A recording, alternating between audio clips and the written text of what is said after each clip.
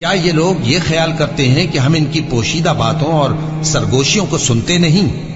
کیوں نہیں، سب سنتے ہیں، اور ہمارے فرشتے ان کے پاس ان کی سب باتیں لکھ لیتے ہیں۔ کہہ دو کہ اگر رحمان کے لیے اولاد ہو تو میں سب سے پہلے اس کی عبادت کرنے والا ہوں۔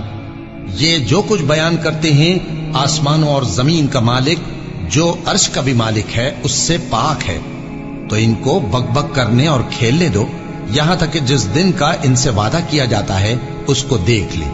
اور وہی آسمانوں میں بھی معبود ہے اور وہی زمین میں بھی معبود ہے، اور وہ حکمت والا ہے، علم والا ہے، اور وہ بہت بابرکت ہے جس کے لیے آسمانوں اور زمین اور جو کچھ ان دونوں میں ہے سب کی حکومت ہے، اور اسی کو قیامت کا علم ہے اور اسی کی طرف تم لوٹ کر جاؤ گے۔